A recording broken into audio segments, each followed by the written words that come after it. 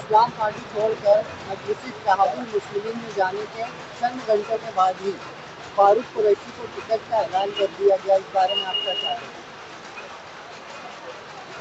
अस्सलाम वालेकुम। मैं तो इस बारे में बहुत बहुत शुक्रिया अदा करता हूँ शहर के एमएलए मुफ्ती मोहम्मद इस्माइल कासमी साहब का कि उन एमएलए साहब ने हम लोगों पर भरोसा किया और इतने कम वक्त में हमको टिकट दिया। कहीं ना कहीं ये हम पे बहुत एजाज़ का काम किया है उन्होंने, जबकि मैं 30 साल जहाँ पे वर्कर था, शेख रशीद साहब का, शेख आसिफ साहब का, उन लोगों ने टिकट नहीं दिया। अब क्या वजह थी अल्लाह जाने, लेकिन उससे कम वक्त में 3 घंटों में मुफ्ती मोहम्मद इस्माइल कासमी साहब ने मुझे टिकट दिया। मैं उनका शुक्रगुजार हूँ। उन्होंने एतमाद किया मुझ पर और इस वार्ड में मेरे भाई को नुमाइंदगी का मौका दिया। मैं इंशाअल्लाह पूरी कोशिश से उनका भरोसा कायम रखूँगा और इस वार्ड में नुमाइंदगी करने की कोशिश करूँगा। लोगों से वोट की अपील करूँगा कि ये आने वाला इलेक्शन कारपोरेशन का है। यहाँ पे चुनाव अवामी मुद्दे पर होना चाहिए और कहीं ना कहीं आवाम यहाँ की जानती है कि Farooq Qureshi road, gutter, power bill, police station, दवा खाने के मसले के लिए हमेशा यहाँ अवेलेबल रहते हैं। तो वार्ड में के लोगों से मैं गुजारिश करूँगा कि शहर में ऐसे ही नुमाइंदे को कारपोरेटर बनाया जाए या उनको जिताया जाए जो आपके बीच में मौजूद रहता है। फारूक कुरैशी को इस्लाम पार्टी में एक चेहरा माना जाता था। वो काफ़ी अपने वार्ड में मुताबिक भी रहे हैं और एक्टिव रहते थे। अब एमआईएम से उम्मीदवारी करने के लिए आज वो तैयार हैं। आवाम की तरफ से क्या रिस्पॉन्स है? आवाम की तरफ से तो माशाअल्लाह, मैं स्कूल के ज़माने में या आपने एक शेर सुना होगा कि मैं अकेला ही चला था जानिबे मंजिल, मगर लोग साथ आते गए, कारवां बनता गया। तो ये आप हम सब ने ये शेर सुना है, लेकिन अल्लाह करम से इस शेर का मतलब मुझे कल मालूम हुआ। जिस वक्त फारूक कुरैशी का नाम एमएलए साहब ने डिक्लेयर किया नुमाइंदगी के लिए, तो हम सखावत होटल पे मैं और तनवीर जुल्फ़िकार, हम 10-12 लोग वहाँ पे मौजूद थे। तो हमारा ये मूड हुआ कि यार चलो वार्ड में घूमा जाए। तो कुछ ही मिनटों में 10 से 15 मिनट में काफ़िला ऐसा हो गया जैसे 400 से 500 लोग हो गए वहाँ पे धीरे धीरे। तो ये आवाम का ये ख्वाहिश थी कि यार ऐसे ही उम्मीदवार को टिकट दिया जाए।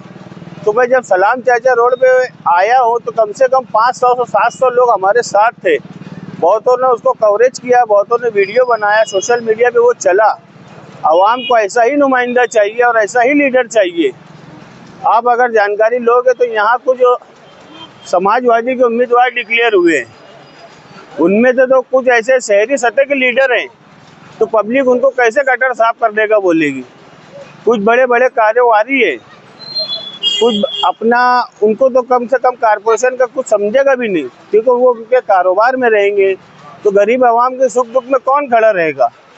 तो आवाम से मेरी शहर की गुजारिश है, कारपोरेशन चुनाव में अपना नुमाइंदा खुद चुने, किसी के बहकावे में ना आए।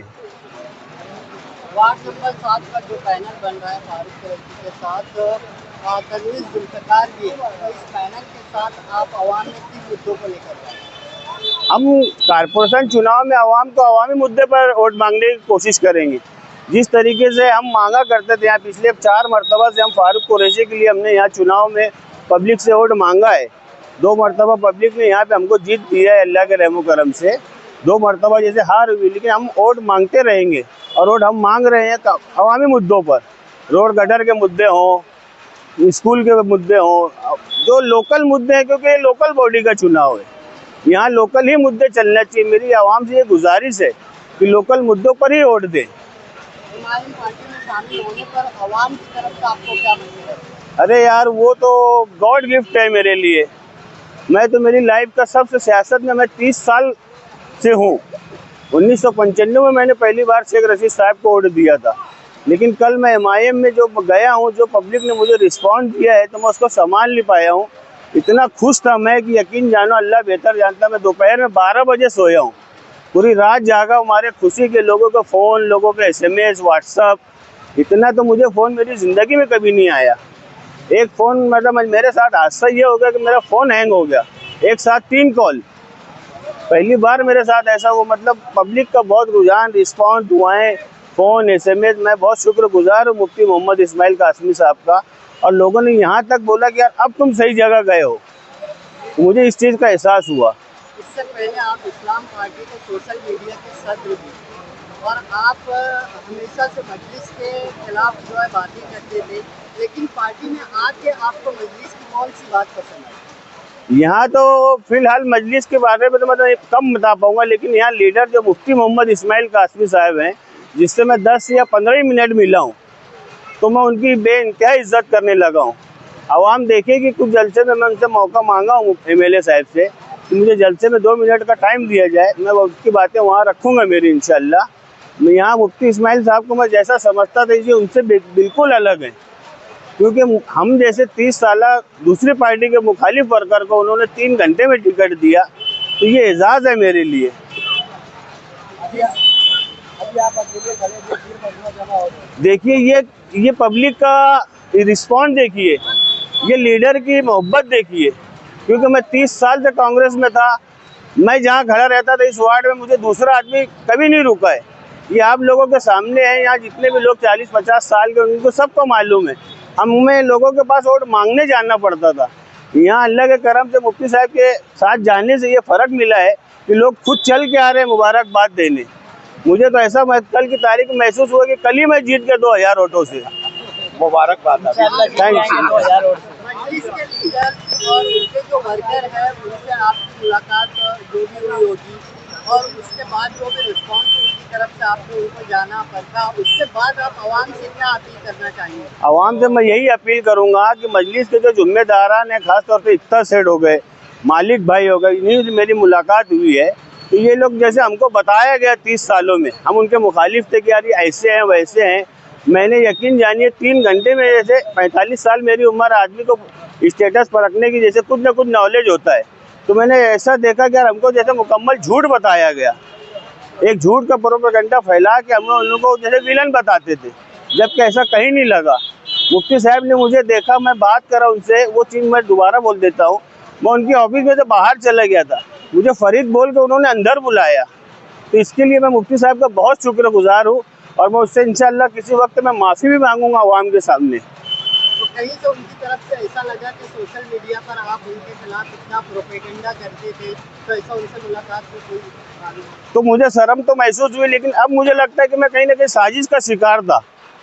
मुझे कोई जैसा वो बोलते हैं ना मराठी में, कोई परोस देना, तो मुझे कोई परोस देता तो हम लोग आगे बढ़ा देते थे, जबकि हकीकत में ऐसा कहीं नहीं है। मुफ्ती इस्माइल एक वाकई में एक आलिम है, और उससे ये है कि वो एक MLA भी हैं, उनके बहुत अच्छे किरदार के मुझे 10-15 मिनट में मालूम पड़ा। अब इंशाल्लाह लोगों की मोहब्बत रहेगी, मैं गुजारिश करूंगा मुझे मुफ्ती साहब के साथ ज़्यादा से ज़्यादा टाइम मिले और आवाम का काम कर पाऊँ मैं। आपका जो पुराना होता था सोशल मीडिया के खबर थे, उसकी जगह आज इस्लाम पार्टी ने शफीक बॉक्सर को दी है, आप कोई पैगाम उनके लिए? शफीक बॉक्सर भी मेरे बहुत पुराने दोस्त हैं, इस्लाम पार्टी में वो ऐसे सोशल मीडिया का ओहदा लिया है, तो वो उस काबिल हैं, वो संभाल सकते हैं, क्योंकि वो ओहदा बोले तो लोगों को जोड़ना होता है, और शफीक बॉक्सर में ये कलाकारी है। और कुछ चीज़ें शेख आसिफ की बहुत अच्छी हैं, जो आदमी चूज़ करने में वो कहीं ना कहीं कामयाब रहते हैं। वार्ड की जो वोटर है, आवाम है, उनसे ही काफ़ी अपील है। आवाम की से मैं यही पूरे शहर के आवाम से गुजारिश करूंगा, वार्ड नंबर 7 खास तौर से, कि मजलिस के उम्मीदवार को वोट दे पतंग निशान पे, और हमारे लीडर मुफ्ती मोहम्मद इस्माइल कासमी का साहब के हाथों को मजबूत करे, और चारों पैनल में मजलिस का उम्मीदवार जीत कर आए। महापुर बोले तो मजलिस इत्तेहादुल मुस्लिमीन का बैठे कारपोरेशन में।